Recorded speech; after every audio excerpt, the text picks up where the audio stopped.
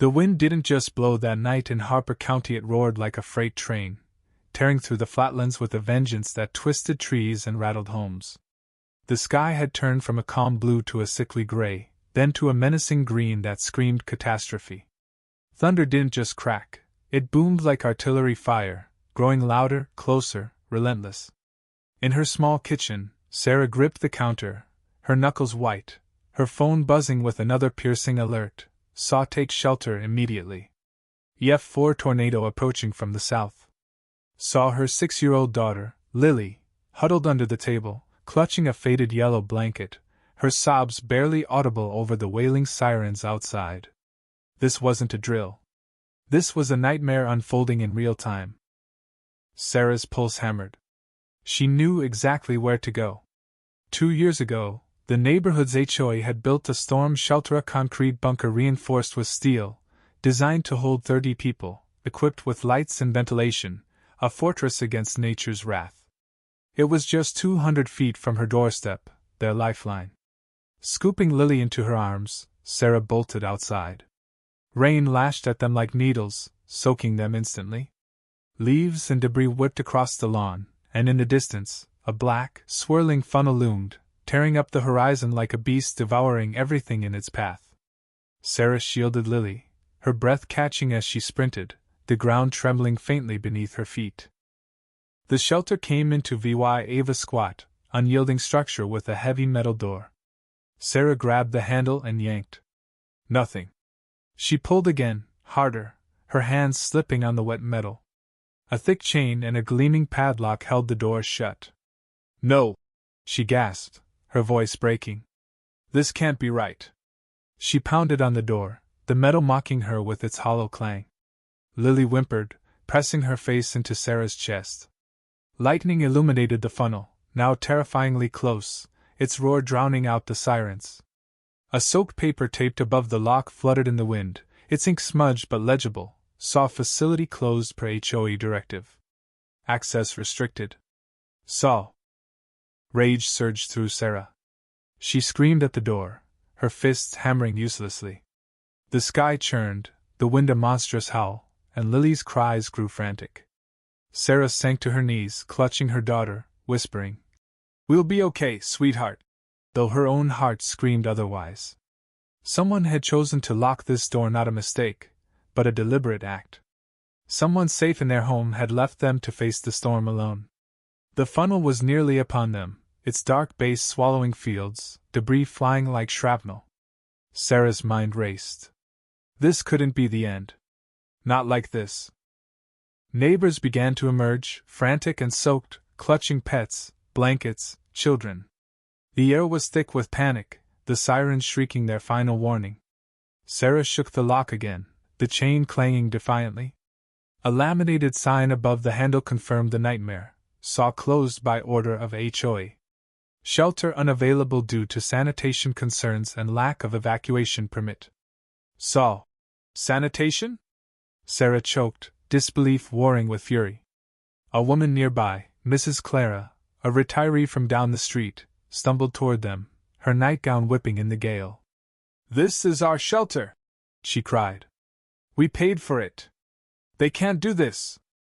A young man, Ethan, fumbled with his phone, shouting, "I've got Peterson on the line!" Carl Peterson, the HOA president, was their last hope. Sarah tightened her grip on Lily. "Tell him to open it, Saw now, Saw!" Ethan nodded, his voice shaking. "Mr. Peterson, people are outside the shelter. The tornado's here. Unlock it!" A pause, then Peterson's voice crackled over speakerphone, cold and detached. "The facility's closed for health code violations.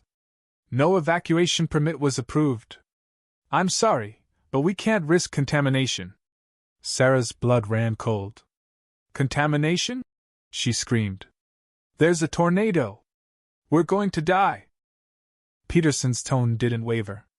"Residents were notified to evacuate yesterday. The bulletin was clear." The line went dead. Silence fell, broken only by the storm's roar. Sarah looked at the terrified faces around her, then at the locked door. This wasn't negligence, it was betrayal. A low growl cut through the chaos of black pickup truck idling nearby, its engine a steady rumble against the wind. The driver's door opened, and a man stepped out. Not tall, but solid, and moving with a quiet authority that parted the crowd. His camouflage jacket was faded, his combat boots caked with mud. Scars crisscrossed his weathered face, but his eyes sharp, calculating, held the weight of someone who'd seen worse than this and walked away. John Harper didn't run. He didn't panic. A former SWAT officer with 20 years of service, he assessed, planned, acted. That's how you survive that. Sarah spotted him and froze, memories flooding back of her childhood, watching him return from missions, gear dusty, eyes distant. Now, she was no child, and Lily was in her arms. She ran to him, voice breaking. "Dad, they locked the shelter. The HOA won't let us in." John's gaze shifted to the door, then to the funnel cloud, now a monstrous shadow against the sky. He didn't speak. He handed Lily back to Sarah, patted her head, and walked to his truck. From the truck bed, he retrieved a heavy duffel bag, olive green, marked with faded letters. Sarah followed, her voice trembling. "What are you doing?" John glanced at the sky. "I warned them this would happen," he muttered. "A storm like this, and someone would choose rules over lives." He slammed the truck shut and strode toward the shelter, the bag slung over his shoulder. Sarah's stomach twisted. "You can't just blow it open, Dad. That's illegal." He turned, his voice steady as granite. "They made their choice, Sarah. Now I'm making mine." John moved through the rain like a soldier in a war zone, unshaken, every step deliberate. He set down a battered green case, its latches snapping open to reveal a thermal breaching charge compact, deadly, meant for steel, not something civilians should have. Sarah rushed to him, shielding Lily. "Dad, are you sure? This could get you arrested." John didn't look up, his fingers working swiftly, placing the device on the door's hinge. "The tornado doesn't care about legal," he said. "They chose paperwork. I choose you." He stood, wiping his hands, and faced the crowd. "Back up 30 feet now."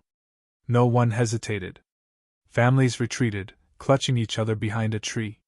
Sarah held Lily, her heart pounding louder than the sirens. John raised the remote, eyes locked on the door. The funnel cloud roared, debris flying like missiles. He pressed the trigger. A muffled thump shook the ground, not a Hollywood explosion, but a precise, earth-punching force. The door groaned, buckled, and collapsed inward. The chain snapped, the lock clattering to the ground. Smoke curled from the hinge, then silence. John yanked the door open. "Go!" he barked. Families surged forward, parents carrying children, elderly couples leaning on each other, and moving with desperate purpose. Sarah paused at the threshold, looking at her father. "You coming?" John shook his head. "I'm last." She descended into the dim, dry bunker, its concrete walls cold but safe. John stayed outside, scanning the perimeter, checking vents, reinforcing the door with scavenged metal. Only when everyone was inside did he sit, leaning against the wall, his breathing slow, steady, the calm of a man who'd done what was needed. The storm raged above, the shelter trembling, dust falling from the ceiling. A young man spoke up. "We'd be dead without him." Murmurs of gratitude spread, heavy with unspoken awe. Sarah watched her father, the man she'd once called paranoid, now a shield against chaos. Dawn broke, pale light filtering through a skylight. The storm had passed, leaving a shattered world. Families stirred, relief mingling with anger. A black SUV rolled up, gravel crunching. Carl Peterson stepped out, pristine in a suit, clutching a tablet, flanked by 2 officers and a news crew. "James Harper!" Peterson barked, voice dripping with authority. "You're under arrest for destroying HOA property and reckless endangerment." John stepped into the light, boots crunching glass. "I saved 37 people," he said, voice low but unyielding. "You locked the door." Peterson's jaw tightened. The shelter was closed for health reasons. You saw lock the door, saw. John repeated louder. Sarah stepped forward, phone in hand. I recorded it, she said, playing Peterson's dismissive words. Saw sanitation violations. Should have evacuated. Not our problem. Saw his smug chuckle echoed. The crowd grew, residents glaring at Peterson. An officer cleared his throat. Sir, we need your tablet and a statement. Peterson stammered, but the camera kept rolling. Within hours, the story went viral.